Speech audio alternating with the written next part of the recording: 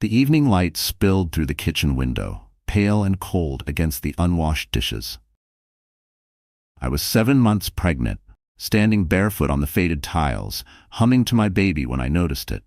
The empty space on Ethan's hand. His wedding ring was gone.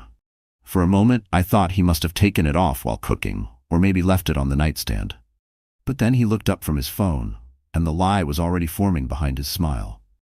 "It's at Cartier," he said casually, flipping his iPhone face down on the table. "Just getting it cleaned, for the holidays." His voice was smooth, too smooth. My heart pressed hard against my ribs, searching for truth in his eyes. I wanted to believe him. Wanted so badly to protect the little world I'd built around this man. The same man who'd kissed my growing belly just last week, whispering we'd name the baby Aaron if it was a boy. But then his phone buzzed again. He grabbed it quickly, said it was work, and headed for the door. The air smelled faintly of Dior Sauvage as it closed behind him. I stood there for a long time, the silence ringing louder than any argument. When I reached for his jacket to hang it up, a small slip of paper fell from the pocket. My heart stopped. A pawn ticket. 14K men's band, sold. Date, 2 days ago. The world went still. My fingers shook as I stared at the proof that the symbol of our marriage, the promise on his hand, had been traded for cash. For what? For who? I pressed a trembling hand to my belly, whispering, "It's just you and me, baby. We'll be okay." Outside, sirens wailed somewhere down Steinway Street. I felt like one of them, broken, crying out into the night, unheard. When Ethan came home hours later, I forced a smile. He carried a glossy Dior shopping bag, the kind that came from Fifth Avenue boutiques I could never afford. "What's that?" I asked. He grinned, hiding exhaustion behind charm. "A client gift, agency stuff, don't touch." He set the bag on the counter and walked away to shower. The scent of hotel soap and guilt followed him down the hall. I waited until the water ran before I peeked inside. Inside the bag was a small velvet box, Tiffany blue. I opened it with shaking fingers. Inside wasn't my ring. It was a diamond bracelet, thin and glittering, delicate as deceit. A tag still clung to the clasp, for S. Vaughn, with love. My chest went cold. Sabrina Vaughn. I'd seen her before. One of those influencers who posted photos in hotel robes at the Ritz-Carlton, holding champagne glasses like trophies. She'd tagged Ethan in a few brand collabs, calling him her creative director. I thought it was business. God, I was blind.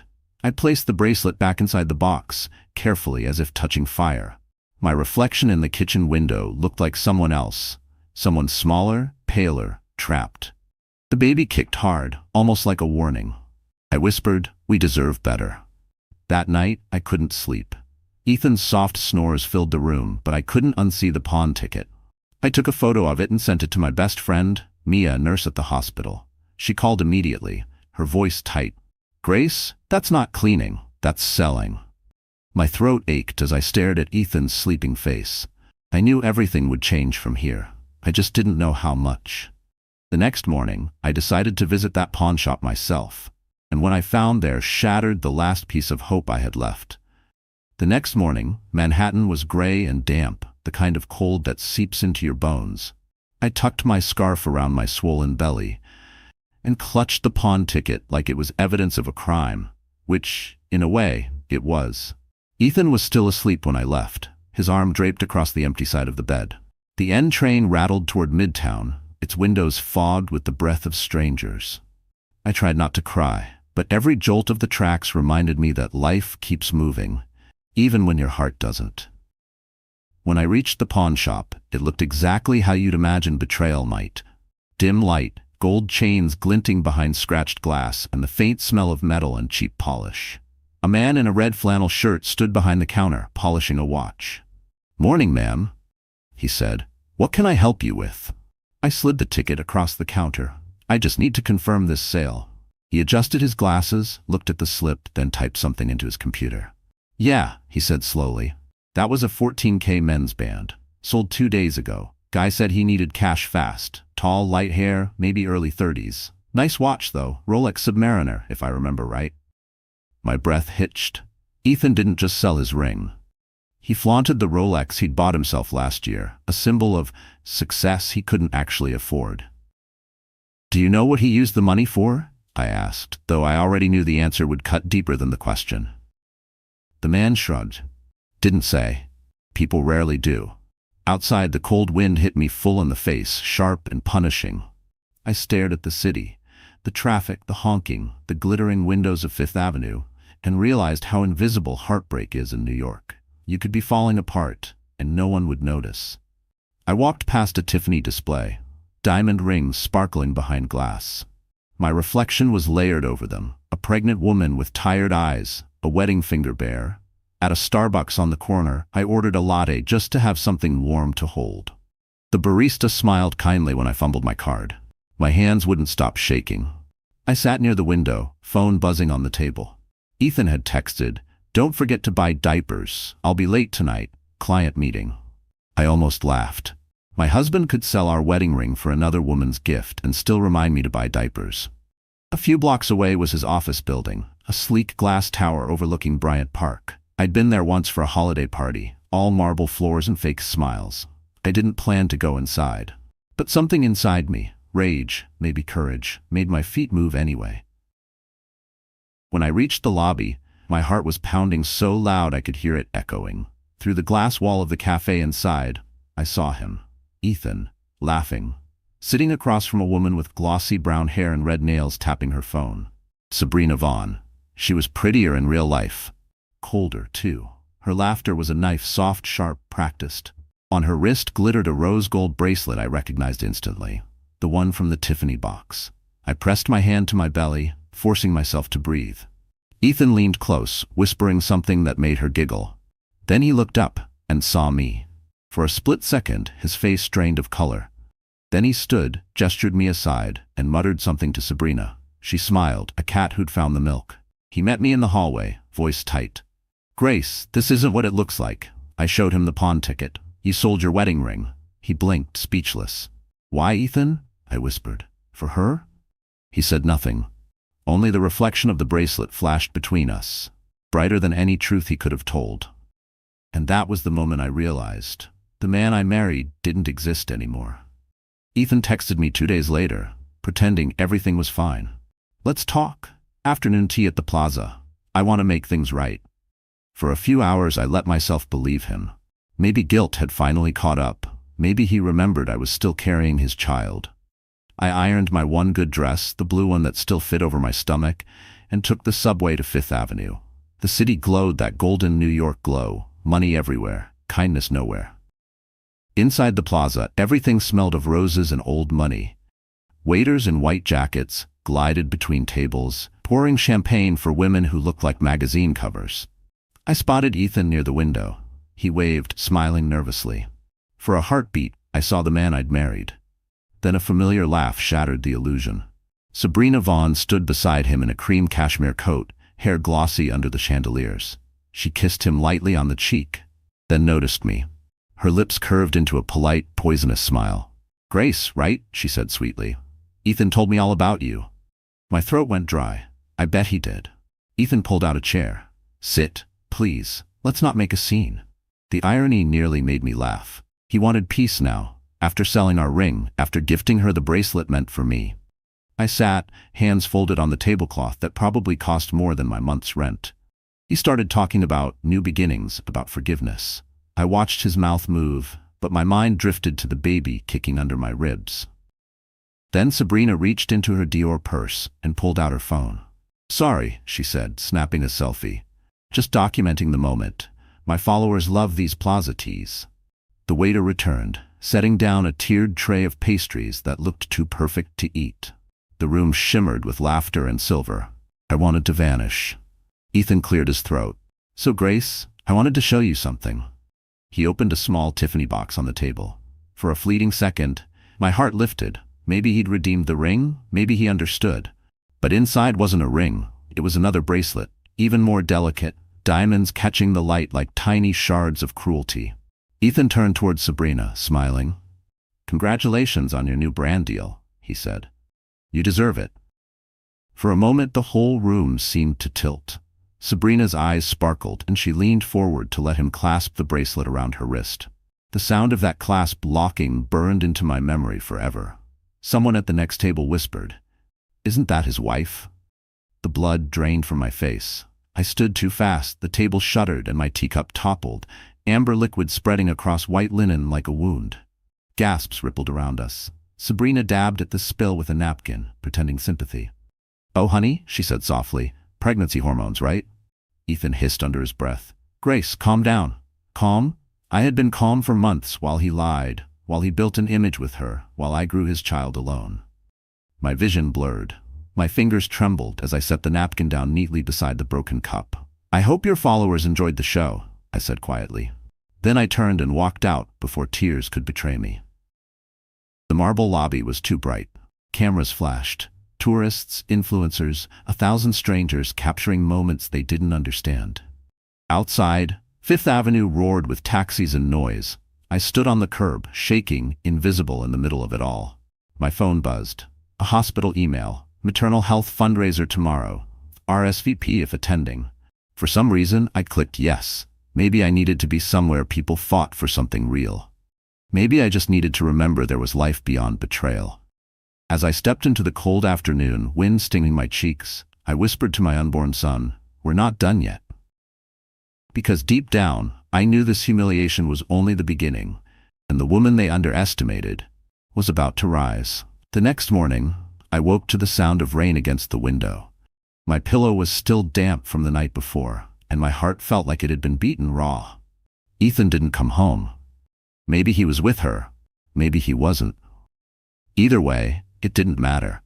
I had already decided I wouldn't spend another day waiting for a man who could humiliate me in front of a room full of strangers.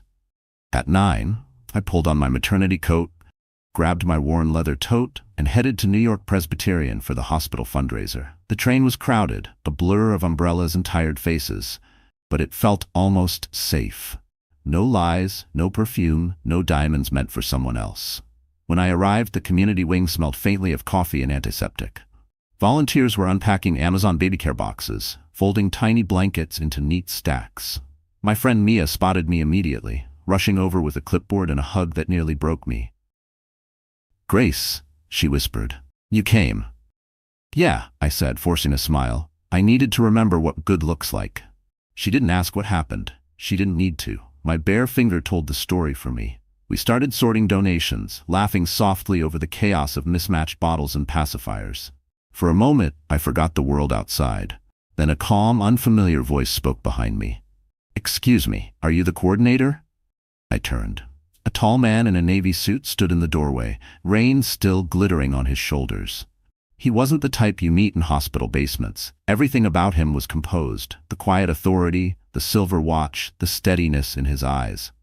"I'm not," I said, "just volunteering." He smiled faintly. "You look like you run the place." I felt my cheeks warm. "Hardly. I just make sure the right things go to the right moms." He nodded, glancing around the room where nurses, young mothers, and elderly volunteers worked side by side. "That's leadership," he said simply. Mia stepped closer, whispering to me as he walked off to speak with administrators. "That's Daniel Whitmore. You know, the Whitmore. The tech billionaire who funds half the city's outreach programs."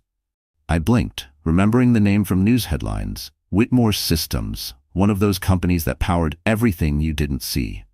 Later, as I carried boxes down the hall, I saw him again, this time talking to a teenage mom who was crying because her baby's father had left. Daniel knelt beside her, not as a savior, but as someone listening. His patience filled the space like sunlight after a storm. When the girl left, he noticed me standing there. "You work here?" he asked. "I used to," I said softly. "Before things got complicated." He didn't pry. He simply offered me a bottle of water from the table and said, "The world would be easier if more people had your steadiness." For a moment, I couldn't speak. No one had called me steady in weeks. We spent the next hour labeling supplies. He signed a donation form with a Mont Blanc pen, his handwriting clean and deliberate. I caught him glancing at my belly once, not with pity, but concern. When it was over, he extended his card. "If you ever want to return to the hospital program, we're expanding partnerships. I could use your kind of clarity." I hesitated, the weight of betrayal still heavy. "I don't think anyone needs me right now." He met my eyes, steady and kind. "That's where you're wrong, Mrs. Cole. People need people who've survived something." I swallowed hard. For the first time in a long while, someone had looked at me and seen more than a broken wife. And as I stepped out into the rain, I felt the smallest spark of something I thought I'd lost forever. Hope. The warmth from the hospital lingered with me for a day, like sunlight trapped under my skin. But when I walked into our apartment that night, reality waited. Dim lights, unpaid bills, and Ethan sitting at the table, staring at his laptop with the intensity of a man watching his own ship sink. He didn't look up when I entered. "Did you buy diapers?" he asked flatly. I ignored the question. "We need to talk." "Not now, Grace," he said, typing faster. "I'm closing a deal. This client could change everything." The word client made me flinch. I'd heard it before, his favorite excuse, as if betrayal could be dressed up in business jargon. I set my tote down. "You mean Sabrina?" That got his attention. His fingers froze. "What are you talking about?" "I saw the bracelet. I saw her. You gave her my life in a blue box." He stood abruptly, chair scraping the floor. "You went through my things?" "I went through the ruins," I said quietly. His jaw tightened. "You don't understand how much pressure I'm under. I've got debts, Grace, credit cards, business loans. Sabrina just helps me connect to investors." I almost laughed. "By selling your wedding ring?" He ran a hand through his hair. "It was temporary. I'll buy another one." My stomach turned. "You can't buy vows back, Ethan." He looked at me like I was speaking another language. "You've never had to worry about image," he snapped. "In my field, perception is everything. Sabrina gets that. You don't." I stared at him, this stranger wearing my husband's face. "You're worried about perception while your wife is 7 months pregnant and wondering how to pay rent?" His eyes darted toward a stack of envelopes on the counter, credit statements, all unopened. I reached for one, tore it open, and felt blood drain from my face. "Ethan, these are months overdue." He snatched the paper from my hand. "I'll handle it." "You can't even handle honesty." He slammed his fist on the table. "Don't start with me when you don't know what it's like to carry everything." I stepped back, heart racing. "I'm the one carrying everything, Ethan." I touched my stomach. Literally. Silence filled the room, thick and sharp. He turned away, muttering something about big opportunities and just needing a little more time. The next morning, I noticed his Rolex was gone. So was his laptop. On the kitchen counter sat a note. "Out of town for a few days. Don't worry, I'll fix this." Mia came over later with groceries, took one look at my face, and didn't ask questions. She made soup while I sat at the table, staring at the empty chair across from me. "You can't fix a man who keeps breaking himself," she said gently. A week passed. No word from Ethan. Then his mother called, her voice trembling. "Grace, I saw something online. Is Ethan involved with that girl again? The one who posts those hotel photos?" I didn't have to answer. Silence spoke for me. When I hung up, I opened our shared bank account. The balance made my stomach drop. Almost everything was gone. Rent money, baby fund, savings. That night, I sat by the window with my hands around a cup of tea gone cold. The city lights blurred into streaks, each one a lie he'd told. I reached for my notebook and wrote 3 words across a blank page. "Protect the baby." That was all that mattered now. Not the ring, not the debt. Not the man who sold both. Because somewhere between love and betrayal, I realized survival was my new vow. And I intended to keep it. The following week, the world felt heavier. Like New York itself was pressing down on my shoulders. My belly had grown round and firm. Every step reminded me that time was running out, and so was my patience. Ethan still hadn't come home. His texts had dwindled into excuses. Meetings, deadlines, clients, always the same lies, dressed differently. Tuesday morning, I went for my prenatal checkup alone. The clinic sat on Park Avenue, bright and sterile, its glass walls looking out at the skyline that glittered with everything my marriage wasn't. A nurse named Caroline helped me onto the table. "Let's see how your little guy's doing," she said, smiling. When the ultrasound wand touched my skin, the sound filled the room. A steady, galloping heartbeat. Tears stung my eyes. My son's heartbeat was the only truth I could trust anymore. "He's strong," Caroline said. "Perfect heartbeat." I nodded, wiping tears with the edge of the paper sheet. "He's stronger than both of us." After the appointment, I stepped outside into the chill. A delivery van screeched to a stop beside me, the driver setting an Amazon box on the curb. My name wasn't on it, but I still bent down to check the label before returning it. As the driver thanked me and drove off, I thought, packages always find their right address. Maybe truth does too. At home, I opened Ethan's MacBook. It was still synced to our shared iCloud. I hesitated, then clicked on his email. Receipts, transfers, messages. My stomach twisted. Payments labeled Consulting S. Vaughn. Dozens of them, some for thousands. Attached invoices described content development, branding, shoot coordination. Lies stacked like dominoes. My hands trembled as I took screenshots, sending them to Aunt Patricia, my late father's sister, a lawyer in Newark who had always told me to keep proof, not pride. Within minutes, she called. "Grace," she said calmly, "don't confront him yet. Document everything. We'll protect you and the baby legally." I stared out the window, watching the sky shift from silver to gray. "I don't even know who I married anymore." "You'll find out in court," she said, "and he won't like the answer." That night, I couldn't sleep. I lay awake, the apartment too quiet, the city too loud. I thought of the girl in the hospital crying because her boyfriend left her, and how Daniel Whitmore had knelt beside her, listening. He'd said people need those who survive something. Maybe that was the beginning of my survival. The next morning, my phone buzzed again, this time a notification from Instagram. Sabrina had posted a photo of her and Ethan at a rooftop bar, glasses clinking against the Manhattan skyline. The caption read, "Choose joy." My vision blurred. I saved the photo anyway.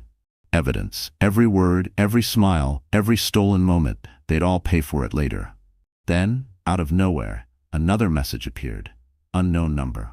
"Grace, it's Daniel Whitmore. I got your contact from Mia. I hope I'm not overstepping. Are you safe?"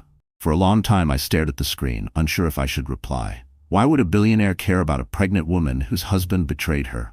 But his message didn't feel like pity. It felt like concern, simple, human concern. Finally I typed back, "I'm managing. Thank you for asking." A minute later, "If you ever need a safe place to think, my office doors are open. No agenda." I didn't reply, but for the first time in weeks I felt a strange calm, like someone had built a bridge between my chaos and a place called safety. I looked down at my belly, at the little ripple beneath my hand. "It's you and me, baby," I whispered. "And maybe, just maybe, there's still good people left in this world." But deep down, I knew, one day soon, Ethan's web of lies would collapse, and I would be standing exactly where he didn't expect, free.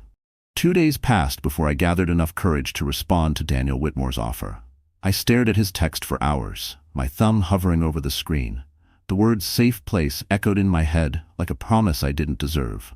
Finally, I typed, "Thank you. Maybe a short talk could help." His reply came quickly, calm and precise. "Tomorrow, 10 a.m., Whitmore Systems, Park Avenue. I'll have my assistant meet you downstairs." That night, I barely slept. I stood in front of the mirror, wondering what a billionaire's office even looked like, and what he'd think of a pregnant woman with dark circles and a heart full of cracks. But the next morning, I went anyway.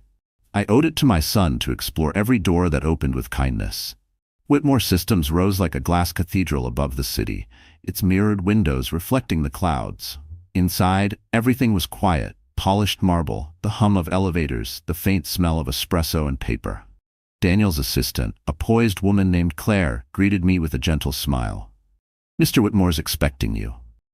When I stepped into his office, I was surprised. It wasn't cold or ostentatious. There were no gold fixtures, no trophies, just warm wood, soft lighting, and a wall of windows overlooking Central Park. On his desk sat a single item, a silver frame holding an old photo of a young woman with kind eyes. Daniel stood by the window, hands in his pockets. "Grace," he said, smiling softly, "thank you for coming." I nodded, clutching my tote like armor. "I'm sorry to bother you. You're not bothering me," he interrupted gently. "Sit, please." I lowered myself into the chair, my heartbeat quick. He leaned forward, elbows on the desk. "Mia told me you've been helping at the hospital for years. I read the program notes. You helped raise funding for single mothers even before all this, didn't you?" I looked down. Just small things. I thought if I could make someone else's life easier, maybe mine would make more sense. "That's not small," he said. "That's the kind of work that keeps the world from breaking." His words hit harder than I expected. My throat tightened. "Mr. Whitmore, I appreciate the kindness, but I'm not sure why you'd help me. You don't even know me." He studied me for a long moment. Maybe I see a little of someone I once knew, he said quietly. My sister died giving birth years ago. She was young and scared, and the system failed her. I promised myself I'd build something that didn't. The silence between us was heavy but warm. He opened a leather folder on the desk. I have a small foundation that offers legal and financial support to mothers in difficult situations, separate from my company. No publicity, no strings. If you'd like, my legal team can help secure your rights before your husband's choices make things worse. I blinked. Legal team? Contracts, custody, financial protection, he explained. You don't have to sign anything today. Just know that you're not cornered. Part of me wanted to refuse, to cling to independence, to pride. But then I thought of the empty bank account, the bills, the baby. Why would you do this for me? I whispered. He smiled faintly. Because sometimes helping one person is the only way to sleep at night. When our meeting ended, he handed me a plain business card, no logo, just his name and a number. For emergencies, he said. I walked out into the cold sunlight, the city roaring beneath me. For the first time in months, I felt something other than fear. But I also knew. When Ethan discovered I'd found help, his mask would finally crack, and the storm I'd been bracing for would begin. A week after meeting Daniel, things in my life settled into a fragile rhythm. Morning walks, doctor visits, long silences at home. Ethan still hadn't asked where I'd been spending my days, too busy pretending his world wasn't collapsing. Then, one evening, while I was folding baby clothes on the couch, my phone buzzed with a message from an unknown number.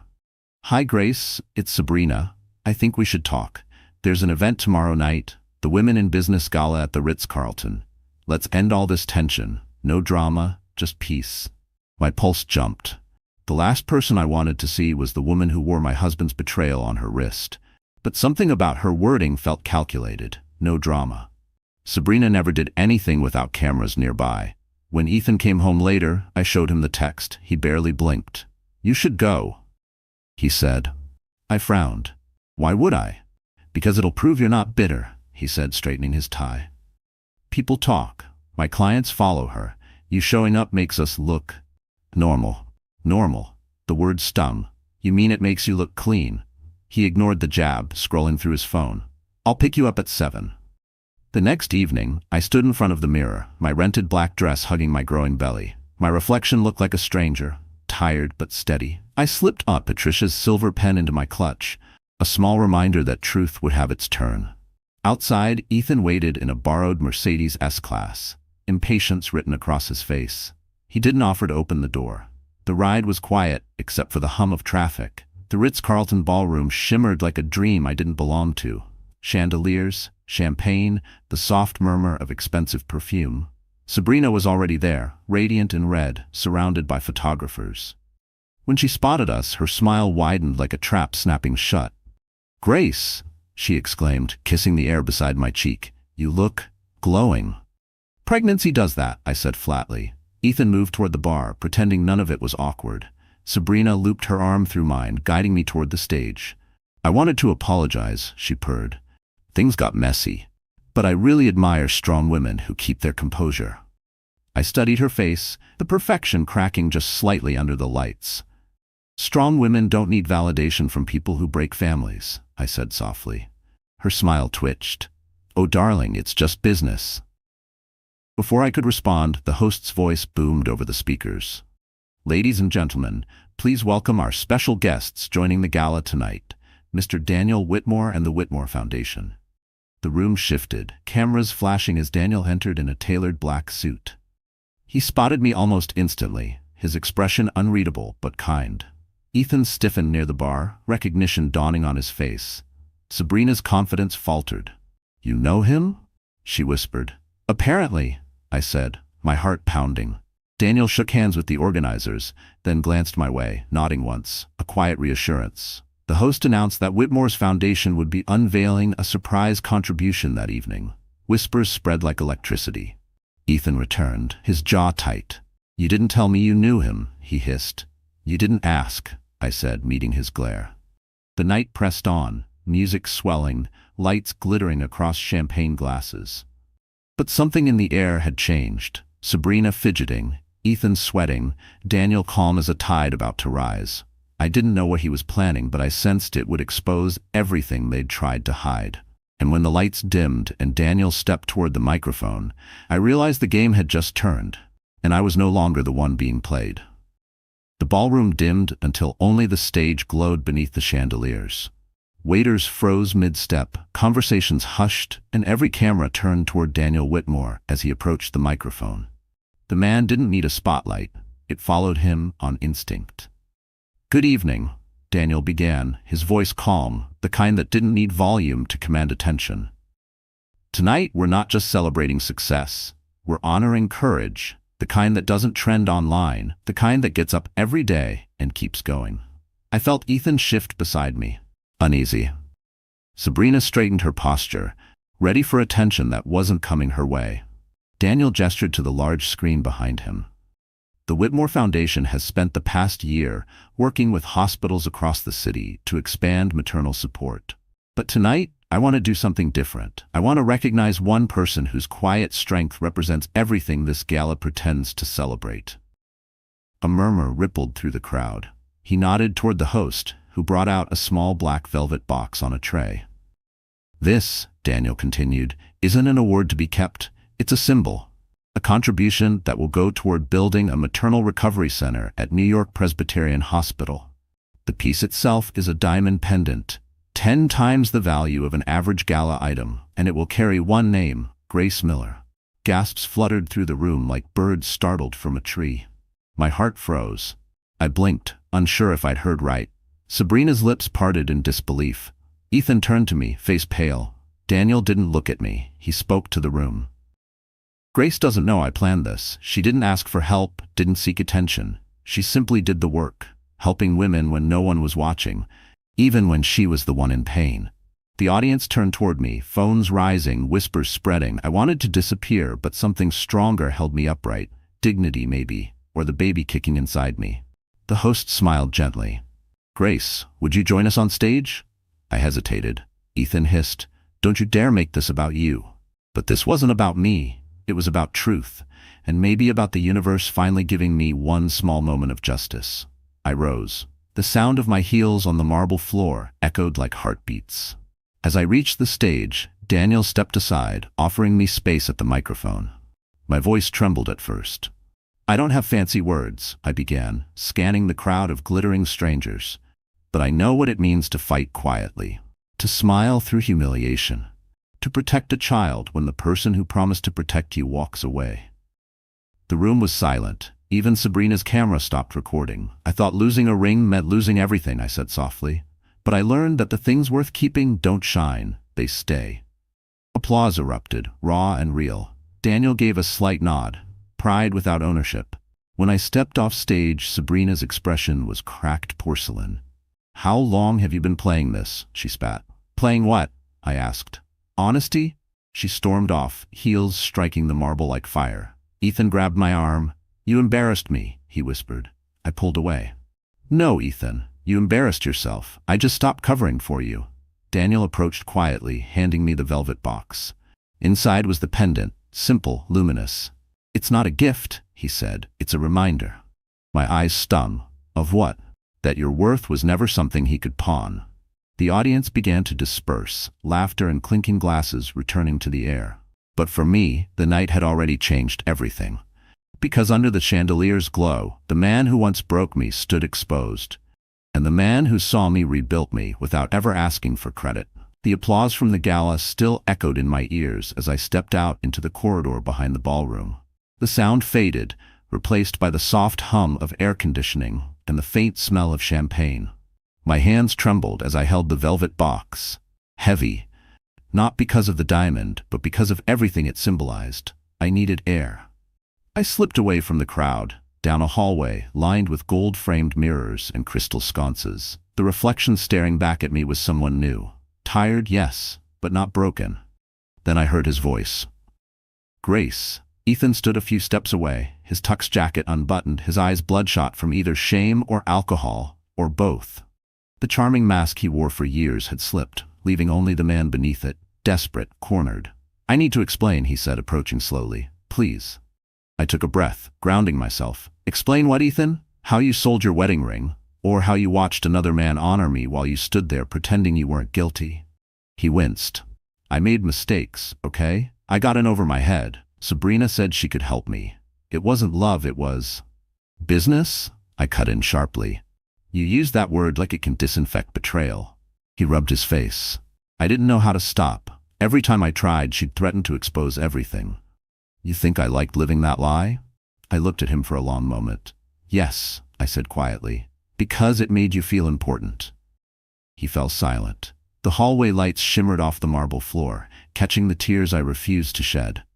I came here tonight to try to fix things, he whispered. I thought if I stood next to you, people would see we were still something. Something? I repeated, stepping closer. We were everything, until you decided everything wasn't enough. He opened his mouth, then shut it again. The silence between us stretched like a wound that wouldn't close. Grace, I'm broke, he said finally, voice cracking. Sabrina took the last of my money and ran. I don't even have an apartment anymore. The words landed with dull weight. Once, that confession would have shattered me. Now, it only made me sad.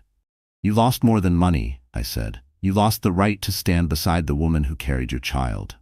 He flinched. I can change. Maybe, I said, but not with me.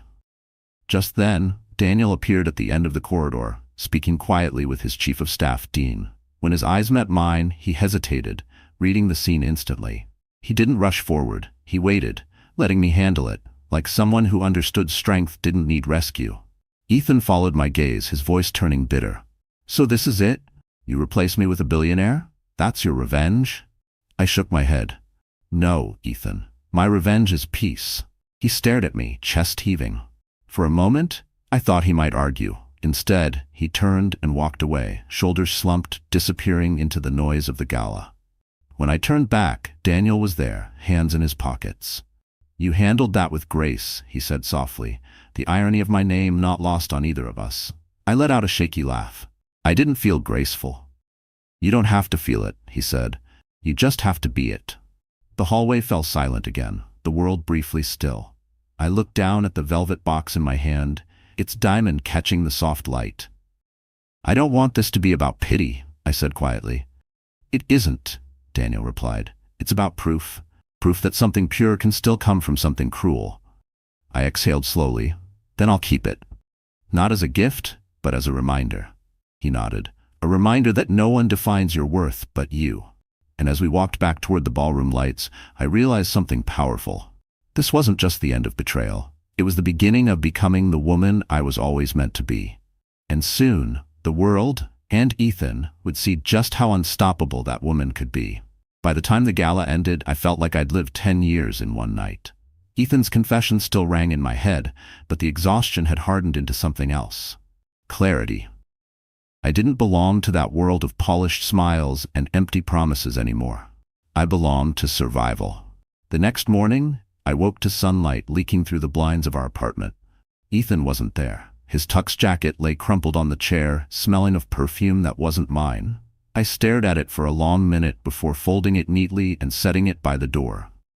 Then I reached for my phone and called Mia. I'm leaving, I said simply. She didn't hesitate. Good, I'll help you pack. Within an hour, she arrived with cardboard boxes and strong coffee. We worked in silence, the kind that hums between people who love each other too much to waste words. I packed baby clothes, prenatal vitamins, ultrasound photos, and my father's old Bible. Everything else could stay. When I opened the drawer of Ethan's desk, I found a stack of unopened bills and a second pawn ticket, this one for his Rolex. My hands shook. He was selling everything except his pride. Mia touched my shoulder. He's drowning, Grace. Don't go down with him. I'm done swimming in his storm, I whispered. We loaded my things into her Toyota and drove to Aunt Patricia's office in Newark. Patricia was waiting with legal documents spread across her desk. We'll file for separation today, she said, adjusting her glasses. You'll retain full control over finances related to the baby. He can contest it later, but he won't win. Her confidence steadied me. Thank you, I said, signing where she pointed. You're doing the right thing, she replied. Sometimes walking away is louder than any argument. By evening, Mia drove me to a small furnished apartment near Central Park West, arranged quietly by Daniel's foundation. It wasn't grand, but it was safe. Pale curtains, a view of treetops, a tiny kitchen that smelled like fresh paint. For the first time in months, I exhaled without fear. There was a knock on the door. Dean, Daniel's chief of staff, stood there holding a folder. "Just some paperwork from the foundation," he said politely. "Rental terms, medical coverage, and a contact for emotional support if needed." "Tell Daniel thank you," I said. "But I'll stand on my own 2 feet soon." Dean smiled. "He already knows." After he left, I wandered the small apartment. I placed a framed sonogram on the nightstand and hung the pendant Daniel had given me on the wall hook beside it. They both glimmered faintly in the lamplight, symbols of loss and survival. Mia stayed the night, sleeping on the couch. We ordered takeout and laughed for the first time in weeks, the kind of laughter that sounds like healing. Around midnight, I sat by the window, notebook open. I started to write everything that had happened, from the missing ring to the pawn ticket, to the plaza, to the diamond pendant. The pages filled quickly, each word a thread pulling me out of the past. At the top, I wrote the title, Exit Strategy. The city outside pulsed with light, indifferent but alive. Somewhere out there, Ethan was probably blaming me, Sabrina was spinning her story, and Daniel was planning another way to help strangers like me. I closed the notebook, pressing my palm over it. "We're safe now, baby," I whispered. "And safety is the first step to freedom." The radiator clicked, the wind sighed through the trees, and for the first time in months, my world was quiet. But I didn't know that peace would last only a moment.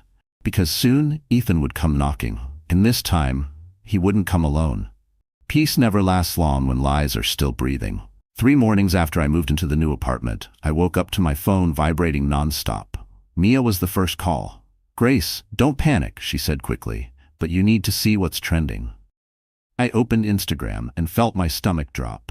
Sabrina Vaughn had gone live at midnight. Her video already had hundreds of thousands of views. Her face filled the screen. Perfect makeup, flawless lighting, crocodile tears. "I never wanted to speak about this publicly," she began, voice trembling just enough to seem real. "But I'm tired of being bullied by a jealous wife who can't let go of her toxic marriage. I was just trying to help Ethan's career, and now she's dragging my name through the mud." She paused, dabbing her eyes with a Dior handkerchief. "I pray for her and her baby. No woman deserves hate, but lies destroy people." The comments exploded. "Pray for Sabrina, jealous wife, fake victim." My chest tightened. Even strangers were calling me names. By the time I reached the end of the video, I could barely breathe. Sabrina had turned my pain into her performance. Mia arrived 20 minutes later holding coffee and fury. "Don't look at the comments. Patricia's already seen it. She's drafting a response." Patricia called seconds later, her voice crisp. "Grace, don't react online. We'll file a formal cease and desist for defamation. Sabrina just handed us proof she's manipulating the narrative. You stay quiet and calm." "Calm?" I repeated, laughing bitterly. "She just called me a bully in front of half the internet." "She also called you by name," Patricia said. "That's her mistake." After hanging up, I tried to distract myself. I rocked in the chair by the window, holding my belly as my son kicked gently, as if to remind me I wasn't alone.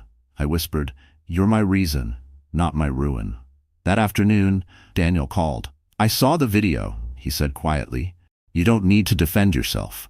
People who live on spectacle burn in their own spotlight." I swallowed hard. "It hurts, Daniel. Everyone believes her." "They won't for long," he said. "Truth is patient. It waits until the noise gets tired." I wanted to believe him. By evening, another video appeared. Ethan beside Sabrina, the two of them sitting close on a white couch, pretending to be saints. "We're just asking for privacy," Ethan said, hand on his knee. His voice was calm, almost rehearsed. "This has been taken out of context." Mia gasped. "He's really doing this? He's siding with her online?" I nodded, numb. "He's already sold everything else. Why not his dignity too?" That night, the online storm raged. Journalists reposted clips, gossip pages speculated about the pregnant ex-wife of the marketing exec. My name trended for all the wrong reasons. Around midnight, I got a text from Daniel. "Ignore it. My PR team is preparing a statement highlighting your hospital work. Truth, not gossip." The next morning, photos of me at the gala began circulating. Headlines read, "Unsung Hero Honored by Billionaire Philanthropist." Daniel's statement praised the bravery of mothers who stand tall in adversity. My inbox filled with messages of support from women I'd never met, nurses, single moms, strangers saying they saw themselves in me. For the first time in weeks, the noise turned into something else: empathy. Mia smiled through tears. "You just won the narrative back, Grace." I wasn't celebrating yet. "Let her talk," I said quietly. "Every word she spins is another thread she'll hang herself with." I picked up my notebook and wrote one line across a blank page. When truth takes its time, it hits twice as hard. And I didn't know it yet, but Sabrina's spotlight was about to burn her entire facade to ashes, live for the whole world to see. By the following week, the noise online had finally started to fade. The cruel comments turned into curious ones, then into quiet support. But while the internet moved on, I hadn't. I was still rebuilding piece by piece, trying to remember what it felt like to be more than someone's scandal. That's when Daniel called. "Grace, are you free tomorrow morning?" "I think so." "Why?" "There's a hospital board meeting," he said. "They're planning a community expansion, and I'd like you there. You've been on the ground. You understand the real needs. They need to hear that voice." I hesitated. "You want me in a boardroom?" "I don't even own a blazer." He chuckled softly. "Just bring your honesty. It's rarer than any blazer in the room." The next morning, I dressed in the simplest outfit I had: black pants, cream blouse, hair pulled into a bun. As I entered the sleek glass tower on Park Avenue, I felt the old anxiety crawl up my spine. These were the kinds of rooms Ethan had always worshipped. The kind he'd sell a ring just to belong to. The receptionist smiled. "Mr. Whitmore is expecting you, Mrs. Cole." That name still stung, but I forced a polite nod. The boardroom smelled faintly of espresso and ambition. Around the long oak table sat hospital executives and donors, all polished and pressed. Daniel stood at the head, calm as ever, wearing a dark gray suit that fit like command itself. When he saw me, his expression softened. "Everyone, this is Grace Miller," he said. "She's worked directly with patients in our outreach programs. She'll be sharing real insight on what our funding actually does." A few skeptical eyes turned my way. I took a deep breath and began, my hands resting on the table's edge. "Sometimes what people need isn't new equipment or glossy campaigns," I said. "Sometimes it's bus fare to make it to an appointment, or a nurse who doesn't judge them when they say they can't afford formula this week." The room quieted. I continued, voice steadier. "You can build 10 more rooms in a hospital, but if you don't build trust, you're just stacking walls." When I finished, there was silence. Then Daniel spoke. "That's exactly what I wanted them to hear." The chairman nodded slowly. "She's right. We need mobile clinics. Real reach." As they discussed logistics, Dean, Daniel's chief of staff, slid a discreet folder toward me. Inside were printed documents, emails, bank statements. I glanced up, confused. Dean whispered, "Proof of financial misconduct. Ethan's name is on several transfers linked to Sabrina's influencer contracts. They used client funds for personal expenses." My breath caught. "You mean?" "It's enough to end his career," Dean said quietly. "Patricia should see this." I nodded, tucking the folder into my bag. When the meeting ended, Daniel walked me to the elevator. "You handled yourself with strength," he said. "You didn't speak like someone wounded. You spoke like someone leading." I smiled faintly. "That's new for me." "No," he said. "It's always been there. You just stopped apologizing for it." As the elevator doors opened, I turned to him. "Why are you doing this, Daniel? Not just for me, for all of this." He paused. "Because people once looked away when my sister needed help. I promised I never would again." The doors closed, leaving me staring at my reflection in the mirrored walls. I didn't look like Ethan's wife anymore. I looked like the woman who'd finally stepped out of his shadow. When I got home, I placed the folder on the table beside the pendant. The evidence inside would expose them both, Sabrina and Ethan. And for the first time, I wasn't afraid of the fight ahead. I was ready to finish it. The folder sat on my kitchen table for 2 days before I could bring myself to open it again. Every time I looked at it, my stomach twisted, the final proof of Ethan's lies. But the truth doesn't get weaker by being ignored. It waits. On the 3rd morning, I called Patricia. "I have something you need to see." She arrived within the hour, her presence as sharp and grounding as always. I slid the folder toward her. She flipped through the pages, her expression tightening with every line.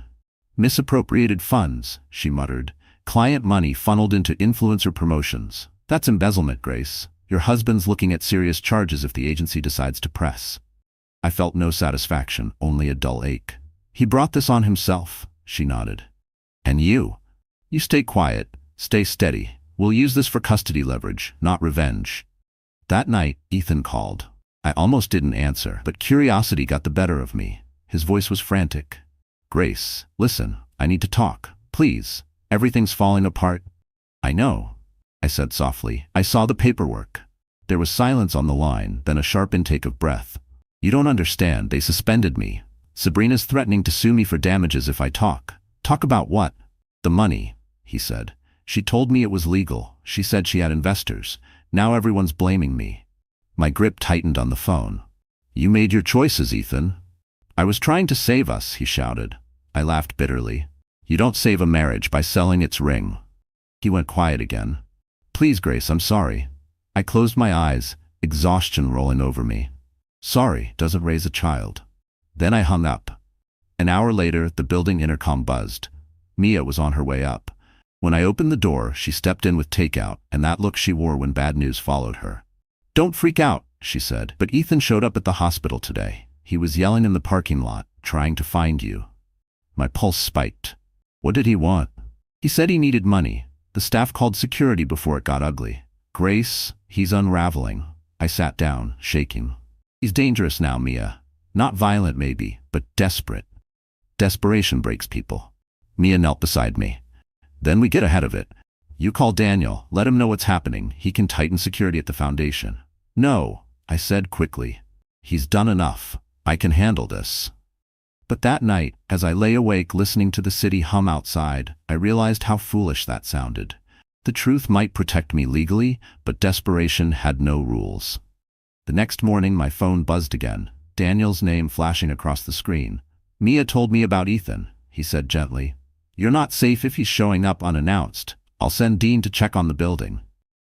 I don't want to be a burden, I said. You're not, Daniel replied. You're someone who's been through enough storms. Let someone else hold the umbrella for once. His words settled over me like a blanket. For the first time, I didn't argue. That evening, I sat by the window, watching the last light fade behind the Manhattan skyline. The city looked almost peaceful, like it didn't know my life was cracking again. I placed my hand over my belly. We're close, little one, I whispered. Just a few more weeks. But deep down, I knew the final confrontation was coming. The truth was out there now, and men like Ethan don't go quietly when the lies start to die. And somewhere between fear and resolve, I decided, if he came for chaos again, he'd find a woman who no longer trembled. It happened on a Thursday night, 3 weeks before my due date.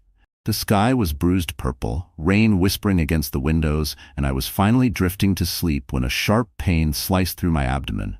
For a moment I thought it was a cramp. Then another wave hit, stronger, deeper. I gasped, clutching my belly. No, not yet, I whispered. Please, not yet. Another contraction rolled through me, and instinct took over. I grabbed my phone, trembling, and called Mia. She answered on the first ring. Grace? I think it's time, I panted. I'm on my way. Don't move. The next 30 minutes were a blur. Mia arrived soaked from the rain, her scrubs half untucked, her eyes all business. She helped me into my coat, murmuring steady words. Breathe, Grace. Just breathe. We're going to New York Presbyterian. You're safe. The city blurred by through the rain-smeared car window, neon signs, taxis, puddles swallowing reflections. I counted each contraction under my breath. 5 minutes apart, Mia noted, voice tight. When we reached the hospital, the world narrowed to bright lights, voices, the rhythmic beep of monitors. A nurse led me into a delivery room while Mia filled out forms. Any support person? The nurse asked gently. I hesitated, breath hitching. Just her, I said, nodding toward Mia. But an hour later, as I gripped the rails of the bed, a familiar figure appeared in the doorway. Daniel. He was in a dark coat, rain clinging to his shoulders, eyes steady but full of concern. Mia called me, he said quietly. I can wait outside if you'd prefer. Tears sprang to my eyes. No, I managed. Stay. He moved closer, not too near, just enough for me to feel his presence anchoring the chaos. You're stronger than you think, he said softly. Hours blurred together. The contractions grew merciless. I screamed, cried, prayed. Mia wiped sweat from my forehead while Daniel stood near the window, jaw clenched, powerless but unwavering. At dawn, the doctor said it was time. I pushed through pain that tore through every part of me, through exhaustion so deep it felt endless. Then a cry split the air, a high, raw sound, the sound of life. The world went still. "It's a boy," the nurse said, smiling. She placed him on my chest, my son, my Aaron. Tiny, red-faced, perfect. I wept, shaking, laughter tangled with sobs. "Hi, baby," I whispered. "We did it." Mia squeezed my hand, tears streaming down her cheeks. "He's beautiful, Grace." Daniel stayed quiet, watching from the corner, eyes glistening with something deeper than words. When the nurse stepped out, he approached carefully, as though afraid to break the moment. "Congratulations," he said softly. "You did this alone." I shook my head weakly. "No, I had help." He smiled faintly. "Then maybe that's what strength really looks like, knowing when to let someone stand beside you." For a while, the room was silent, except for Aaron's soft breaths. Outside, the storm had passed. Later, while Mia went to get food, the nurse handed me my phone. Dozens of missed calls from Ethan. I ignored them. He didn't deserve this moment. Daniel lingered near the window. "Do you need anything?" he asked. I looked down at Aaron, wrapped snugly in the hospital blanket, his tiny fingers curled around mine. "Everything I need is right here." He nodded, eyes warm. "Then rest. You've earned peace." As he turned to leave, I called after him. "Daniel?" He paused in the doorway. "Thank you for showing up when no one else did." He smiled, small and genuine. "That's what decent people do, Grace. They show up." When he left, I kissed Aaron's forehead. His heartbeat was strong, steady, just like mine had become. And as the morning light poured in, I knew this wasn't an ending. It was the beginning of every reason I'd ever needed to keep fighting. The world felt different after Aaron was born. The hospital room was quiet, warm, filled with the steady rhythm of his tiny breaths.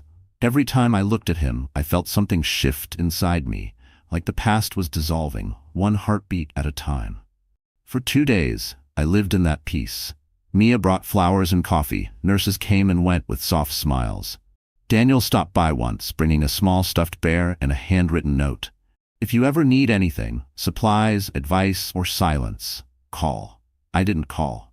I didn't need saving anymore. But peace, I was learning, doesn't last forever. On the third morning, Patricia arrived with a folder. She sat on the edge of my bed, her heels clicking against the tile. "Ethan's lawyer reached out," she said. "He's filing for joint custody." I froze. "Joint? He hasn't even met Aaron." "I know, but he's desperate. He's broke, his agency suspended him, and Sabrina's gone. She wiped the joint account clean." My stomach tightened. "So now he wants my son as collateral?" Patricia sighed.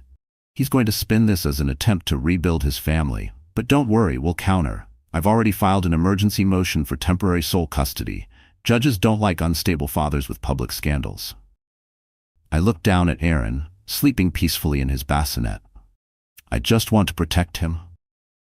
"And you will," she said, squeezing my hand. "But we'll need to show stability, income, housing, community support." That night, when the hospital discharged me, Daniel's driver appeared downstairs. "Mr. Whitmore wanted to make sure you got home safely," the man said, loading my bags into the car. I was too tired to argue. The ride was quiet, the city glimmering outside the window like a world I no longer recognized. When we reached my apartment, Daniel himself was waiting by the door. Sleeves rolled up, no trace of the billionaire persona, just a man holding 2 grocery bags. "You didn't have to," I said. "I wanted to," he replied. "You just gave birth, Grace. You shouldn't come home to an empty fridge." He unpacked soup, fruit, tea, even diapers. Everything practical, nothing extravagant. It was the kind of care that didn't need applause. As he worked, Aaron stirred in my arms. Daniel smiled softly. "He looks like you." I laughed quietly. "Poor kid." "Lucky kid," he said. We sat in silence for a while, the kind that didn't need filling. Finally, I spoke. "Ethan's trying to take custody." Daniel's jaw tightened. "He won't succeed. Patricia's the best in the state, and you have evidence of his fraud. If you need anything, legal counsel, financial backing, say the word." I shook my head. "I need to fight this myself. I can't keep letting men fix what other men broke." He nodded. "Then I'll just stand behind you while you do." The next few weeks blurred into a rhythm of motherhood and paperwork. Feedings, diapers, court forms, sleepless nights. Mia visited every day, her laughter filling the apartment. Patricia handled filings like a general preparing for war. Sabrina vanished from the public eye. Rumors swirled. Lawsuits, unpaid sponsors, disappearing brand deals. Ethan's name appeared in a leaked memo about agency misconduct. His empire of illusion was crumbling piece by piece. Still, the fear lingered. I knew he wouldn't let go quietly. One night, as I rocked Aaron to sleep, my phone buzzed. A message from an unknown number. "You ruined my life. I hope you're happy." I deleted it without replying. Happiness wasn't something he could touch anymore. I kissed Aaron's forehead and whispered, "We're okay, baby. We have everything we need." Then I looked out the window, the city glowing beneath me, and felt something I hadn't in a long time. Control. Because no matter what storm came next, I finally knew how to stand in the rain without drowning. The courthouse on Center Street smelled like paper, nerves, and too many stories ending the same way. I stood outside the family courtroom holding Aaron against my shoulder, his tiny breath steady while mine stumbled. Patricia adjusted her glasses beside me, calm and sharp as ever. "Remember," she said, "speak only when asked. You're not here to prove you're perfect, just that you're stable, grounded, and honest." Honest. The one thing I'd always been, even when it cost me everything. Inside, Ethan sat at the petitioner's table, wearing a cheap suit and a new haircut that couldn't disguise the exhaustion carved into his face. He looked up when I entered. For a second, the old softness flickered in his eyes, then vanished. He'd come to win, not to reconcile. Sabrina wasn't there. I learned she'd fled Los Angeles after a failed sponsorship scandal, but her ghost hovered in the room, whispering through every rumor Ethan's lawyer would use to twist my story. The judge, a silver-haired woman with kind but piercing eyes, took her seat. "We're here regarding custody of minor child Aaron Cole," she began. "Mr. and Mrs. Cole, I understand emotions are high, but this is about the child's best interest. Let's proceed." Ethan's lawyer went first, a tall man with the slick confidence of someone paid by desperation. "Your Honor, my client acknowledges past mistakes," he began smoothly. "He seeks joint custody to be a consistent presence in his son's life. He's working to rebuild financially and emotionally." He presented documents, therapy appointments, temporary housing receipts, even a letter from Ethan's mother claiming he was committed to family restoration. Patricia leaned over to me and whispered, "Smoke and mirrors. Let him talk." When it was our turn, she stood, voice steady as stone. "Your Honor, my client has provided complete documentation of her stability. Residence, employment at the hospital's outreach program, and full-time caregiving. We also have evidence of Mr. Cole's ongoing financial misconduct, confirmed by his former employer." She handed the folder to the clerk. The judge skimmed the contents, her expression tightening. "This shows misappropriation of client funds?" Patricia nodded. "Yes, Your Honor. Funds used to finance the lifestyle of an influencer, including personal purchases, under false expense codes. That influencer has since gone bankrupt." Ethan's lawyer objected, claiming irrelevant personal context. The judge silenced him with a look. "Fraud is not irrelevant when discussing parental responsibility." Ethan shifted in his seat, jaw tight. "It wasn't like that," he muttered. Patricia pressed on. "Mrs. Cole has not sought financial damages, only protection for her child. She's maintained independence, paid her own bills, and refused external handouts." At that, Ethan's lawyer smirked. "External handouts? You mean from Mr. Whitmore?" The room froze. Patricia's tone didn't waver. "Mr. Whitmore's foundation supports hospital initiatives, not individuals. Any interaction between him and my client is strictly professional and documented. Unlike my opposing counsel's client, she has nothing to hide." Ethan's eyes burned into mine, but I didn't flinch. I had spent too long being small. Today, I stood tall. When it was my turn to speak, the judge asked softly, "Mrs. Cole, do you have anything to say?" I took a breath. "Your Honor, I'm not here to punish Aaron's father. I'm here to protect my son. I want him to grow up knowing love, not chaos. If Ethan can truly be that someday, I won't stand in the way. But right now, stability lives with me." The judge nodded, eyes softening. "Thank you." After what felt like hours, she delivered her ruling. Temporary sole custody to me, supervised visitation for Ethan, mandatory counseling, and financial transparency before any changes. It was over. Ethan slumped in his chair. For once, there was no arrogance, no performance, just a man realizing the cost of his own decisions. Outside, the sun hit the courthouse steps. Daniel was waiting across the street, holding 2 paper cups of soup. He didn't say a word, just handed me one and smiled. And in that small act of quiet kindness, I felt something close to justice. Because the court hadn't just given me custody of Aaron, it had given me back custody of my life. A month after the custody ruling, the city began to feel like home again. The chaos had quieted, the noise of betrayal fading into background hums of traffic and baby laughter. Aaron was sleeping through most nights now, his tiny fist curled around my finger, as if anchoring me to this new peace I'd fought so hard for. Then one morning, my phone buzzed with an email from the New York Ledger. The subject line made my stomach twist. Feature request. The strength of modern motherhood. The reporter, a woman named Lila Torres, explained she'd attended the hospital gala weeks earlier and had followed the story since. "We want to tell it right," she wrote. "No scandal, no gossip, just truth." I hesitated. My life had already been consumed by other people's versions of my story. Did I really want to open the door again? But Daniel encouraged me gently. "If the truth is going to live somewhere," he said, "it should live in your own words." So I agreed. The interview took place at a small cafe overlooking the Brooklyn Bridge. Lila arrived with a notebook and the kind of empathy that doesn't need to be said out loud. She asked about the betrayal, the baby, the court. I told her everything, quietly, plainly, without tears. "It's not about revenge," I said. "It's about remembering that pain doesn't define you unless you let it." She smiled.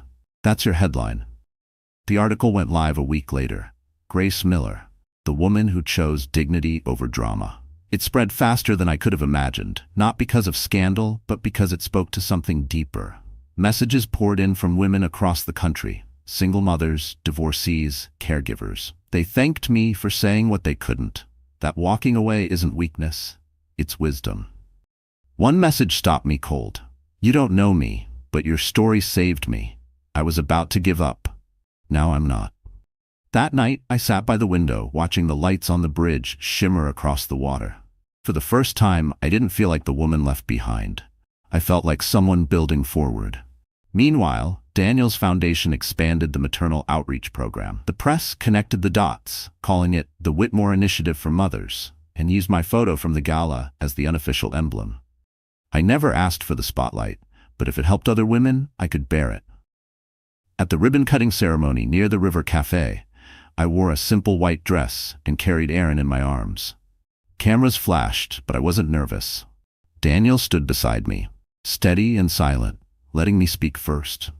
I thought losing everything would break me. I said into the microphone, "But sometimes life clears the rubble so you can see what's solid." The applause felt different this time, not polite, but genuine. Daniel leaned toward me afterward. "You realize you're changing lives now, right?" I smiled. "I'm just surviving out loud." Across town, Ethan's scandal resurfaced when the agency released its internal audit. He avoided jail time but lost his license and reputation. He sent one short message through Patricia's office. "I'm sorry for everything. I hope you're happy." I didn't reply. Some things don't need answers. That evening, Daniel invited me and Aaron to a quiet dinner at the River Cafe. No cameras, no gala gowns, just 2 adults, a baby, and a table by the window. As we watched the Manhattan skyline shimmer, Daniel said softly, "You know, every time people talk about diamonds, they forget how much pressure it takes to make one." I looked at him, smiling through tears. "Maybe that's the point." He nodded. "Maybe you were always the diamond." And as the city glowed across the river, I realized the truth had finally set me free, because this time, it belonged to me. Winter loosened its grip on the city. The air smelled faintly of thawed earth and possibility. Aaron was 6 months old now, curious, chubby, always reaching for light. Most mornings I pushed his stroller through Central Park, coffee in one hand, peace in the other. The world had slowed into something livable. One Tuesday, as we crossed the park's stone bridge, I spotted a familiar figure waiting near the benches. Daniel, dressed simply in a gray sweater and jeans, no trace of the Billionaire armor he wore in public. "I hope I'm not intruding," he said, smiling. "I texted Mia for your schedule. She said this is your walking hour." I laughed. "She's terrible at keeping secrets." He nodded toward the stroller. "May I?" I stepped aside as he bent down, grinning at Aaron. The baby blinked, then giggled. A rare, bubbling laugh that made Daniel's entire face soften. "He's got your courage," he said. We walked for a while, silence comfortable between us. The park shimmered under early sunlight, couples walking dogs, kids chasing pigeons. For the first time, the city didn't feel like a battlefield. Finally, Daniel said, "The foundation's expanding again. We're setting up parenting workshops in Queens, nutrition programs, legal aid. Heck, I wanted to ask if you'd consider leading one of the sessions." "Me?" I blinked. "I'm not exactly an expert." "You lived it," he said simply. "That's the kind of expertise people actually listen to." I smiled, pushing the stroller gently. "You really think anyone wants advice from a woman who rebuilt her life with baby formula and willpower?" He looked at me then, eyes steady. "Grace, people don't follow perfection. They follow proof that survival is possible." His words settled into me, warm and certain. "Okay," I said softly. "I'll do it." We reached a bench near the fountain. Daniel opened a paper bag and began pulling out small things: diapers, formula samples, a few prepaid transit cards, grocery vouchers. "These are for the group tomorrow," he explained. "Practical help, not speeches." I laughed. "You brought a care package to a park? You really can't turn it off, can you?" He shrugged, smiling. "I'm just trying to be useful." As he spoke, a gust of wind carried away one of the vouchers. I grabbed it before it flew into the water, laughing breathlessly. "Still saving your projects, apparently. Or maybe you're saving mine," he said quietly. Our eyes met for a moment longer than they should have. There was no grand music, no sweeping confession, just two people who understood the language of rebuilding. We sat for a while watching Aaron wave his arms at passing ducks. Then Daniel spoke again, his tone softer. "Can I tell you something I've never said out loud?" "Of course." He exhaled slowly. "I lost my sister because I thought money could fix everything. I learned too late that presence matters more than power. Since then, I've made sure no one faces what she did, especially women like you." I reached over, touched his hand lightly. "You did more than fix it, Daniel. You changed the story." He looked at me, eyes bright. "Maybe we both did." Before we left, he handed me an envelope, plain, unmarked. "It's not charity," he said quickly. "It's an opportunity, a partnership proposal for the outreach program. Read it when you're ready." I slipped it into my bag. "Thank you." As we parted ways, Aaron reached out toward Daniel, fingers open. Daniel let the tiny hand close around one of his fingers, smiling softly. "See you soon, little man." That evening, I opened the envelope. Inside was a proposal titled The Miller-Whitmore Project, Empowering Mothers to Begin Again. I pressed a hand to my heart, tears blurring the words. Because for the first time, the future didn't feel like something I had to survive. It felt like something I could build. A year passed. Spring returned to New York with the same stubborn beauty it always had. Dogwoods blooming along Central Park West, the air smelling faintly of rain and renewal. Aaron had learned to walk, his laughter echoing through the apartment like sunlight you could hear. I'd learned to breathe again, fully and freely. That morning, I stood before a mirror, adjusting a navy blazer over a white blouse. The reflection staring back wasn't the woman who once begged for love from a man who had none to give. She was someone rebuilt, scarred, yes, but standing tall. Today was the official launch of the Miller-Whitmore Project. The event was being held at the same ballroom where my humiliation once played out, the Plaza. But this time, the lights belonged to me. I arrived early with Mia, who now managed the outreach program. She was radiant, busy giving directions to volunteers. "You ready for your big speech?" she teased. I smiled, smoothing Aaron's curls as he toddled beside me. Ready to tell the truth. Reporters were already gathering, cameras flashing, but the energy was different now. Respectful, not invasive. The banner above the stage read, "Empowering Mothers to Begin Again." Beneath it, photos of real women, nurses, single moms, survivors, lined the walls. It wasn't about pity. It was about proof. Daniel arrived a few minutes later, wearing his usual calm-like armor. He carried a folder under one arm and a bouquet of white lilies in the other. "For the woman who turned rock bottom into a foundation," he said with a quiet grin. I laughed softly. "You always know what to say," he shrugged. "It's easy when it's true." When it was time to speak, I stepped onto the stage. The crowd quieted. I took a deep breath, feeling the weight of memory. The first time I stood in that very room, watching my husband clasp another woman's wrist with a diamond that wasn't meant for her. But the ache no longer burned. It had become fuel. 2 years ago, I walked into this ballroom and lost my faith in people. But life has a way of rewriting its own scripts when you refuse to end the story on someone else's terms. I looked down at Aaron, sitting in Mia's lap, smiling up at me. I thought my child was the reason I had to stay silent. He became the reason I finally spoke. Applause rippled through the room. I continued, voice steady. The Miller Whitmore Project isn't about money or charity. It's about giving women what I needed most: dignity, choices, and the courage to start again. Because healing isn't about forgetting. It's about turning pain into purpose. The applause swelled again, standing this time. Daniel joined me on stage, shaking my hand before the cameras. "You built this, Grace," he said quietly. "I just made room for it." "Then let's keep building," I replied. Later, as the guests mingled, I stepped onto the balcony overlooking Fifth Avenue. The city stretched below, alive and endless. Daniel joined me, resting his elbows on the railing. "You ever think about what would have happened if none of this started the way it did?" he asked. I smiled faintly. "Then I wouldn't have learned who I was without him." He nodded, eyes soft. "And who is that?" "A woman who doesn't need saving, but isn't afraid to let someone walk beside her." He smiled, quiet and genuine. "I'd like that." Inside, Aaron began to fuss, reaching toward me. I scooped him up, pressing a kiss to his forehead. The cameras flashed behind us, but for once I didn't care. This moment wasn't for headlines. It was for me, for every woman who'd ever been broken and still found a way to rise. As I turned to leave, the diamond pendant Daniel had given me caught the afternoon light, scattering reflections across the walls of the plaza. And for the first time in forever, I realized that I wasn't just wearing a symbol of worth. I had become it. So that's how our story ends. But if you're still here, my friend, still watching, still feeling something, then maybe a part of Grace's journey has quietly touched your heart too. Maybe it reminded you that even the deepest betrayal can become the soil for new beginnings. As Marcus Aurelius once said, what stands in the way becomes the way. Every heartbreak, every loss, every fall is just the universe's way of shaping us into someone stronger, softer, wiser. Grace's story isn't just about revenge or pain. It's about healing. It's about finding your worth when the world tries to sell it cheap. It's proof that peace doesn't come from people who hurt you. It comes from the moment you decide that they no longer control your happiness. So if you're going through something right now, remember this: you're not broken, you're becoming. And when you rise, do it with grace.